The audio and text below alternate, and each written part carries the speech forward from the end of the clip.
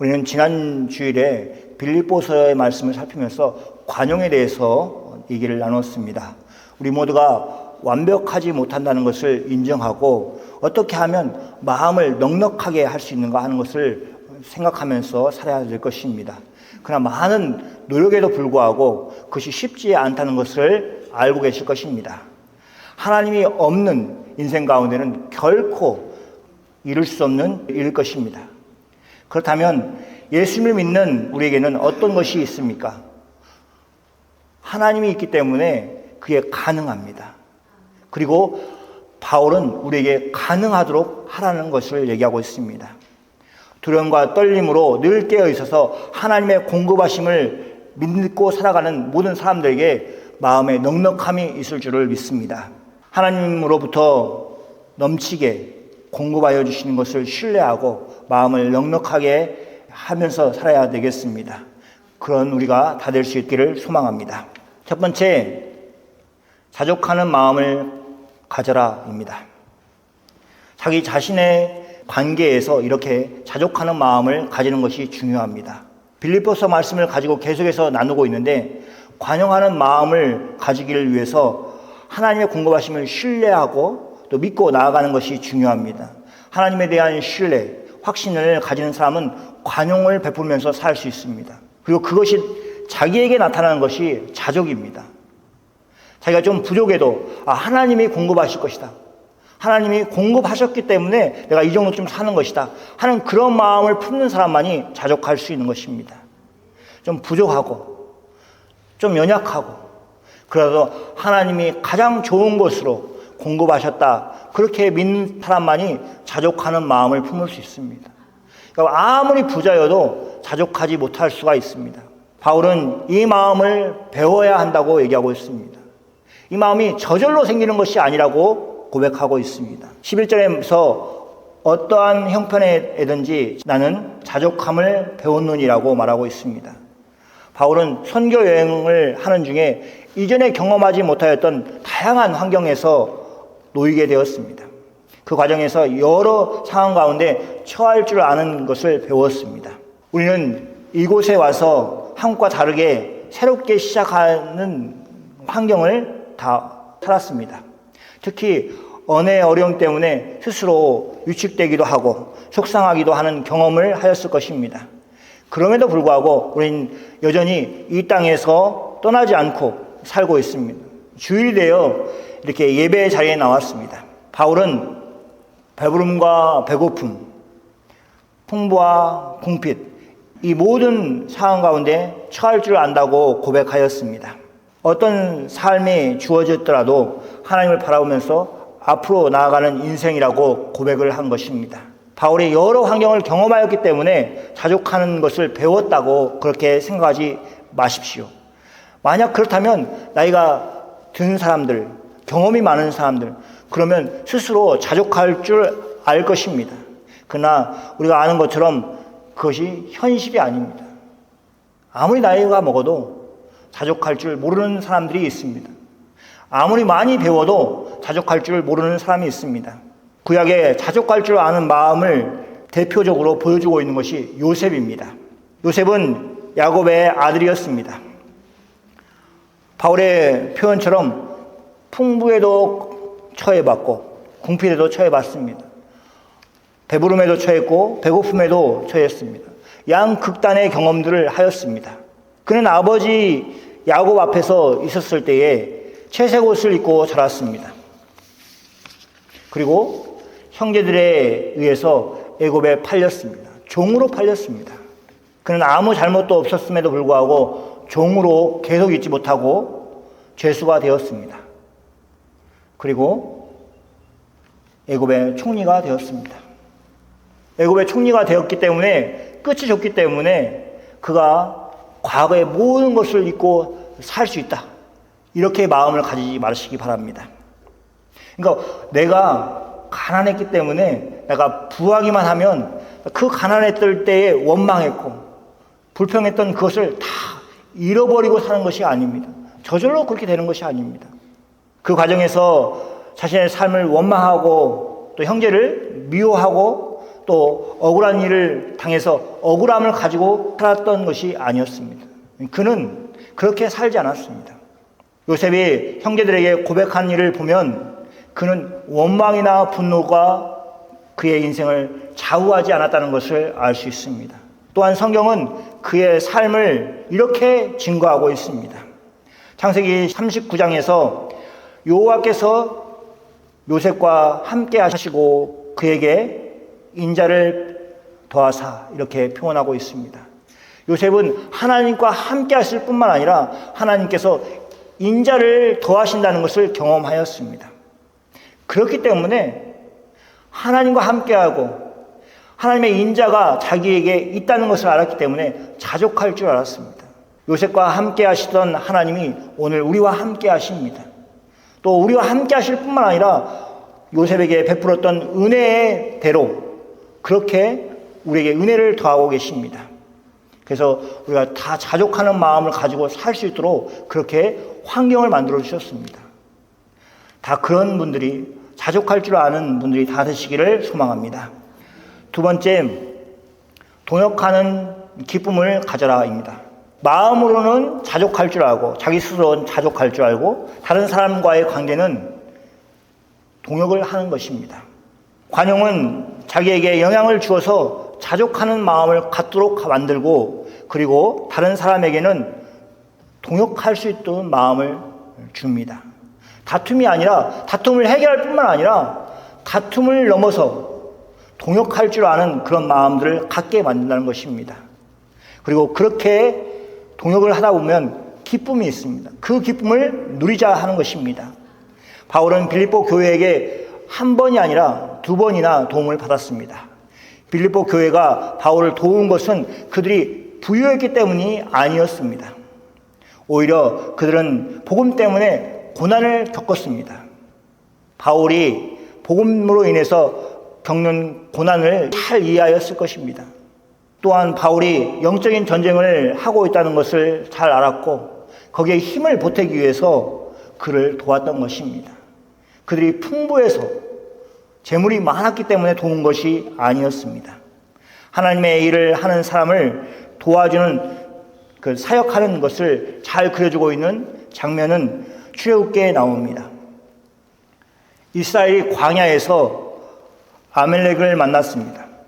아멜렉 사람들이 와서 이스라엘과 싸우려고 하였습니다. 그때 여호수아는 백성들과 함께 아멜렉과 싸웠습니다. 그리고 모세와 아론과 홀은 산 꼭대기에 올랐습니다. 모세가 손을 들면 이스라엘이 이기고 손을 내리면 아멜렉이 이겼습니다.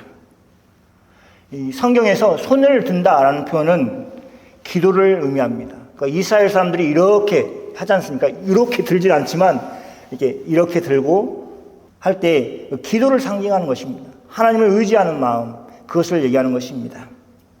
모세가 계속 손을 들고 있었다면 이스라엘이 쉽게 이길 수 있는 전쟁이었습니다. 그런데 성경은 이렇게 얘기하고 있습니다. 모세가 피곤해졌다고 얘기하고 있습니다. 손을 내릴 수밖에 없었습니다. 그러니까 이스라엘이 질 수밖에 없고 아멜렉이 우세할 수밖에 없는 상황이었습니다. 그때 아론과 홀이 돌을 가져다가 모세에게 앉게 하였습니다. 양쪽에서 한 손씩을 모세의 손을 붙들었습니다. 그러면서 올렸습니다. 그래서 모세의 손이 해가 지도록 내리지 않도록 만들었습니다. 여호수아가 아멜렉을 쳐서 물리치는 그런 결과를 가져왔습니다. 이 승리는 손을 들었던 모세만이 기뻐한 것이 아니었습니다. 모세를 도왔던 아론과 홀이 함께 기뻐하였을 것입니다. 동역을 하는 사람들이 누리는 그 기쁨이었을 것입니다. 바울은 빌립보 교회에게 그것을 얘기하고 있는 것입니다. 너희들이 나를 도와주는데 내가 하는 모든 일들 가운데 동역을 하였기 때문에 내가 이룬 일들, 그 일에 대해서 함께 기뻐할 수 있다고 그렇게 가르쳤습니다. 빌립보 교회는 에바브로디도를 이용하였습니다. 헌신한 사람, 그를 통해서 바울을 도왔습니다. 오늘날에는 선교사님들을 지원하려고 하면 계좌번호를 물어보고 그냥 온라인으로 쉽게 재정적인 후원을 할 수 있습니다. 근데 바울의 당시는 그런 방법이 아니었습니다. 뭐 은행도 없겠지만 그때는 사람이 직접 그것을 다 가지고 갔어야 됐습니다. 그 역할을 했던 사람이 에바브로 디도였습니다.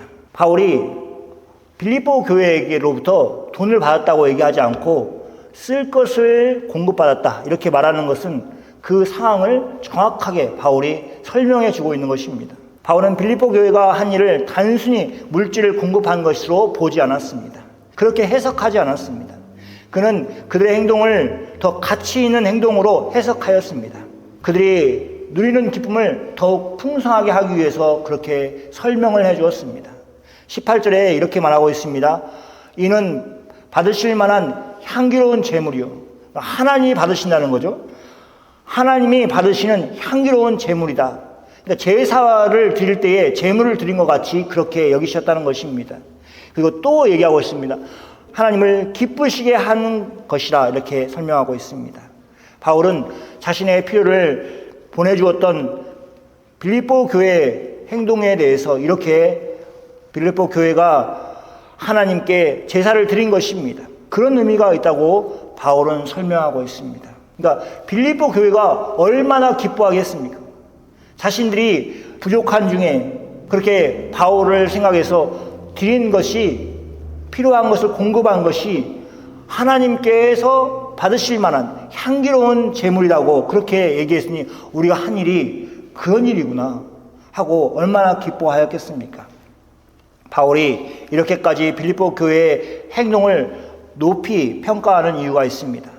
바울은 자기 자신을 하나님의 사역을 감당하는 사람으로 여겼습니다. 따라서 바울을 돕는 것은 단순히 한 사람을 돕는 것이 아니라고 생각하였습니다. 하나님의 일을 계속할 수 있도록 하나님의 일에 동역하는 그런 관계로 여겼습니다. 빌립보 교회가 바울이 감옥에 갇혔다는 소식을 듣고 낙담하지 않았습니다. 오히려 바울이 다시 일어나 계속해서 하나님의 일을 잘 감당할 수 있을 것이라고 믿었습니다. 그래서 그를 계속해서 후원하였습니다. 바울은 이러한 빌립보 교회의 행동을 하나님이 기뻐하실 만한 행동이라고 칭찬하였습니다. 빌립보 교회의 성도들은 이 편지를 읽으면서 크게 기뻐하였을 것입니다. 특히 하나님을 기쁘시게 하는 것이라고 바울의 평가를 들으면서 그들의 마음속에 크게 기뻐하였을 것입니다. 바울은 빌립보 교회의 행동을 단순히 사람이 사람을 잘 돌봐주는 것이라고 여기지 않았습니다. 이것이 중요합니다.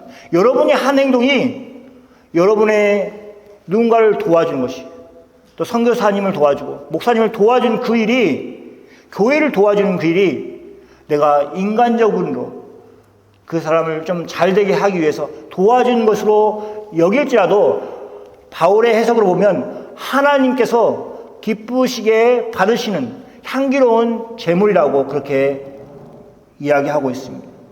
그러니까 그 행동들이 하나님이 기뻐하시는 그런 행동이라고 그렇게 해석을 해주고 있습니다. 그들은 바울을 도운 것이 아니라 하나님의 사역을, 즉 하나님을 돕는 동역자로 있었던 것입니다. 또한 그들의 헌신은 하나님께 받으실 만한 향기로운 제물이었습니다. 곧 하나님께 드리는 제사, 예배와 같은 의미로 그들이 행동을 한 것입니다. 우리가 하나님의 사역자들을 돕는 것은 형편이 나아졌을 때까지 미룰 일이 아닙니다. 지금 우리가 가지고 있는 것을 가지고 하나님의 일을 감당하는 여러분이 다 되시기를 소망합니다. 왜냐하면 하나님의 일이기 때문에 그렇습니다. 하나님이 기뻐하시는 일이기 때문에 그렇습니다. 사역자들을 도와 하나님의 일에 동역하시는 여러분이 다 되시기를 소망합니다. 그 일에 하나님께서 기뻐하시는 일임을 우리가 다 믿고 나아가기를 소망합니다. 세 번째, 바울이 빌립보 교회에게 이야기를 해주고 있습니다. 하나님의 채우심을 누리라는 것입니다. 이것은 다른 사람과의 관계가 아니라 하나님과의 관계가 어떠한가를 설명해 주고 있습니다. 바울 사도는 하나님께서 자신을 돕는 빌립보 교회에게 복을 주실 것이라고 말하고 있습니다. 19절에서 나의 하나님이 그리스도 예수 안에서 영광 가운데 그 풍성한 대로 너희 모든 쓸 것을 채우시리라. 그냥 채우는 게 아니라 모든 쓸 것을 채운다는 것입니다. 이것은 바울의 믿음의 선언이었습니다. 바울은 사도였기 때문에 그 구약시대의 선지자와 같은 역할을 하였던 것입니다. 그러니까 이 선언은 바울이 그냥 개인적으로 한 것이 아니라 하나님의 영광을 받아서 그렇게 선언한 것입니다. 나의 하나님이 그래서 예수 안에서 영광 가운데 그 풍성한 대로 너의 모든 쓸 것을 채우시리라. 바울이 자신의 쓸 것을 빌립보 교회에게 공급받았습니다. 그러니까 이게 열이 있는 것을 그는 믿음 가운데서 빌립보 교회에게 하나님께서 이처럼 일하실 것이라고 확신하고 선포하였습니다. 바울은 빌립보 교회를 잘 알고 있었습니다. 바울은 자기가 세운 교회를 잘 알고 있었을 것입니다. 또한 빌립보 교회와 바울은 지속적으로 교제를 하여서 서로의 형편을 잘 알고 있었을 것입니다. 그러기에 그들이 부요해서 자신에게 쓸 것을 보낸 것이 아니라는 것을 알았을 것입니다. 어떤 마음에서 헌신하고 있는지 잘 이해하고 알았을 것입니다. 그렇기 때문에 바울은 빌립보 교회의 필요를 생각하면 염려가 되었을 것입니다. 나에게 이만큼 보내주면 어느 집사님은 어려울 텐데, 또 어느 권사님은 어려울 텐데, 어느 장로님은 이것 때문에 힘든 거 아니야? 그렇게 염려하지 않았다는 것입니다. 왜냐하면 하나님이 그들의 모든 것을 채우실 것을 믿었기 때문에 그렇습니다. 그리고 빌립보 교회 역시 바울과 같은 믿음을 가지도록 그렇게 서기를 소망하였습니다. 하나님께서 그 풍성한 대로 그들의 모든 필요를 채우실 것을 선언하였습니다. 우리는 이러한 하나님의 채우심을 복음서에서 잘 살펴볼 수 있습니다. 하나님이 채우신다는 의미를 잘 보여주고 있는 것은 예수님의 사역 가운데 있습니다. 어느 날 예수님이 많은 무리들과 함께 있었습니다. 제자들도 있었습니다. 예수님은 제자들에게 너희가 먹을 것을 주라고 말씀하셨습니다. 제자들의 입장에서 자신들의 가진 것이 없는 것을 인해서 부끄러워했을 것입니다. 그러면서 안드레가 예수님께 보리떡 5개와 물고기 2마리를 가지고 나왔습니다. 그래도 안드레가 가지고 나서 이거라도 있어서 제자들이 안심했을 것입니다.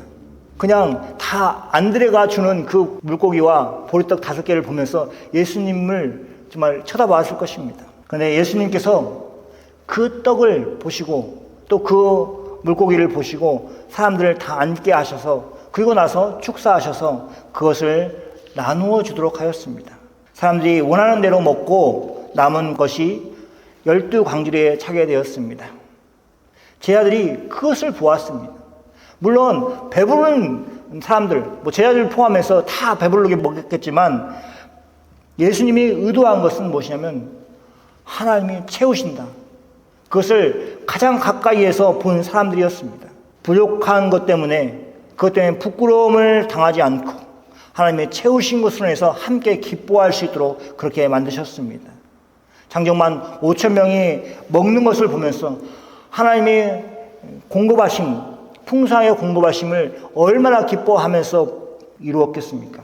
제자들이 그렇게 생각하였을 것입니다. 실제로 먹는 무리보다 예수님의 제자들이 훨씬 더 기쁨이 컸을 것입니다. 그렇게 동역하면서 예수님을 도왔던 제자들이 더 큰 기쁨을 가졌듯이 우리가 하나님의 일 감당할 때 그렇게 우리를 기쁘게 하나님이 일하시도록 역사하실 것입니다. 사랑하는 성도 여러분, 우리가 때로는 힘들어도 믿음으로 나아가야 할 때가 있습니다.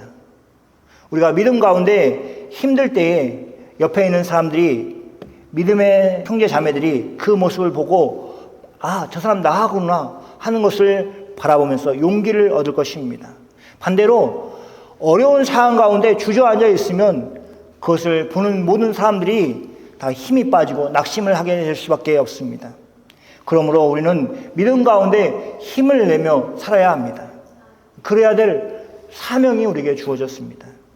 그럴 때 주위 사람들이 그 모습을 보고 힘을 얻을 수 있는 것입니다. 여러분이 믿음으로 행하는 일은 하나님께서 받으실 만한 향기로운 제물이 되었습니다. 하나님을 기쁘시게 하는 일이 됩니다. 그리고 바울은 그러한 삶에 대해서 하나님께서 복을 주신다고 선언하였습니다. 풍성하지 않은 가운데서 하나님의 사역을 위해 헌신하는 사람들에게 하나님께서 복을 주신다는 약속의 말씀입니다. 우리가 넉넉하지 않은 상황 속에서도 하나님의 사역에 헌신할 때 하나님께서 그 일을 기억하시고 풍성하신 대로, 하나님의 풍성하신 대로 우리의 모든 필요를 채우실 줄을 믿습니다. 이 은혜가 여러분에게 있기를 소망합니다. 아멘. 기도하겠습니다.